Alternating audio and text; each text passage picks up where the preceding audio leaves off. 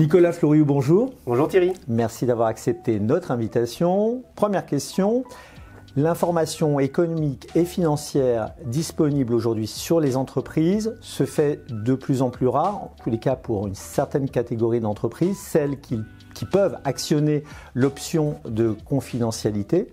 Comment font les credit managers face à cette raréfaction? Est-elle un problème pour eux au quotidien ou finalement ont-ils l'habitude de jongler avec de l'information ou un manque d'information? Alors je dirais en une phrase très concise qu'ils ont pris l'habitude et qu'ils s'y sont habitués et que c'est plus un sujet. Et d'ailleurs, est-ce que ça l'a été vraiment? Alors évidemment, je grossis le trait, mais il y a 4 millions d'entreprises en France. Et on a peut-être 1 million qui sont soumis vraiment à publication des comptes. Dedans, on va dire qu'on a peut-être 700 000, 800 000 qui publient réellement et dans lesquels il y a des confidentialités partielles ou totales. Ce que je veux dire par là, c'est déjà une toute petite partie des sociétés sur lesquelles on avait accès à des bilans. Et ça va faire depuis plus de 15 ans environ. Depuis 2015, quand il y a eu cette loi sur la raréfaction de l'information commerciale et économique, donc publication des bilans confidentiels ou total ou partiels, et ben en fait on avait déjà l'habitude de travailler avec d'autres données uniquement que celles des bilans pour plein de raisons. Souvent quand le bilan est publié, il y a déjà quelques mois, voire un an, voire plus qui s'est déroulé, donc beaucoup d'eau qui a coulé sous les ponts. Et prendre une décision crédit uniquement sur cette information-là était déjà hérétique et totalement aberrant. Et deuxièmement, quand on a des bases de données, des outils de credit management, on veut d'autres informations, type est-ce qu'il y a des incidents de paiement, est-ce qu'ils sont à jour de leur cotisation sociale, patronale, et bien d'autres qui vont nous donner un vernis et une appréciation du risque de faillite à moins d'1 an, parce que c'est ça qui est recherché, ou de risque d'un pays à moins d'1 an, avec le fait qu'on prendra de toute façon, quoi qu'il en soit, notre décision en notre âme et notre conscience. Du coup, cette raréfaction, elle est là, mais elle est là pour tout le monde. On a de l'open data et de toute façon, elle nous focalise davantage à avoir des liens avec les clients, échanger avec eux, pédagogie, communication, négociation, ce qui est le cœur de notre métier, puisque de toute façon, une entreprise travaille par les personnes qui la composent. Puis vous avez aussi des prestataires comme Elisser.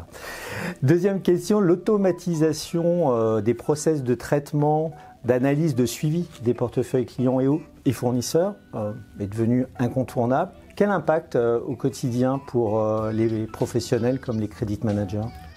L'impact, il remonte à peu près 10-15 ans depuis l'avènement de l'automatisation par le Robotic Process Automation, RPA, processus robotique automatisé, et l'IA, dans les fondements scientifiques, remonte à plus de 50, 60, 70 ans, facile. Ça nous permet tout simplement de nous focaliser sur les tâches à plus forte valeur ajoutée et de renforcer le lien qu'on a, donc la relation clientèle par le lien financier qu'on a avec nos clients. C'est donc excessivement bienvenu, c'est quelque chose de très porteur et ça nous permet à nous, credit managers, d'embrasser toute la chaîne order to cash dans sa entièreté, de nous positionner comme des experts de la donnée financière, ce qui fait que ça nous permet d'embrasser l'administration des ventes, le credit management bien entendu, le risque de solvabilité, la négociation sur les délais, les garanties, les sûretés, le recouvrement, toutes les solutions de financement possibles, même à facturage, assurance crédit ou autre. Et puis derrière, ça nous permet de nous focaliser aussi sur des choses qu'on peut faire davantage. C'est-à-dire que les données financières qu'on utilise pour analyser la solvabilité d'un client, d'un secteur économique sont les mêmes pour pouvoir aider le marketing et la direction commerciale à la prospection sur des secteurs d'activité ou certains types de clients. Donc là, on a un coup à jouer pour aider à développer le business et le chiffre d'affaires. Je terminerai par dire que automatiquement, on est amené à prendre beaucoup plus d'ampleur et à monter sur des enjeux de plus haut niveau. Donc, bienvenue. Bienvenue à l'automatisation, aux nouvelles technologies d'une manière générale, surtout pour le métier de credit manager, ça les place vraiment au centre de l'activité de l'entreprise. D'autant plus qu'ils sont appétents au risque et à l'innovation, parce que ça va faire des décennies qu'on a nos propres algorithmes ou qu'on utilise des big data avant l'heure. Justement, vous parlez de risque, c'est la dernière question. Le credit manager doit gérer de très nombreux risques. Alors le risque d'insolvabilité, mais pas que. De nombreux risques, le risque de fraude aussi qui malheureusement se développe, le risque de fraude à l'IBAN, à la coquille vide. Comment les credit managers font face dans cette gestion en multirisque? Les credit managers, ils doivent gérer tous les risques qui vont retarder ou empêcher les paiements. C'est-à-dire que eux, l'idée, c'est d'accélérer le plus possible la prospection jusqu'à l'encaissement. Pourquoi? Parce qu'une société et un credit manager qui arrivera à accélérer tout ça aura un gain énorme sur le marché.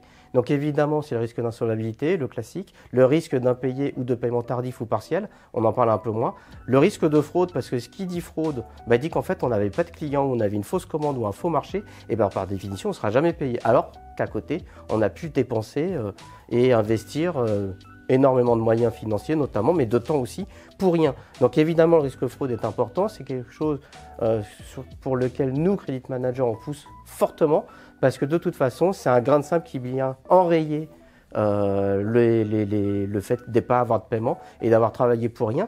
En cascade, ça va entraîner, dans certains cas, de l'argent à trouver pour se faire payer, se faire assurer, ou pour pouvoir notamment avoir un fonctionnement idyllique, mais dans certains cas extrêmes, ça peut entraîner des difficultés d'investissement et en cascade, évidemment, ça peut entraîner aussi un risque de défaillance sur une toute petite partie des sociétés, mais qui existe quand même. Donc évidemment, on est là pour embrasser tous les types de risques qui font qu'il y a un grain de sable qui vient gripper la machine de la prospection à l'encaissement. Et je dirais même au-delà, parce qu'une fois qu'on a encaissé, on est dans une relation de long terme, moyen terme avec un client, on veut continuer à travailler avec lui. Donc quoi qu'il en soit, c'est aussi ce risque de passer à côté d'opportunités.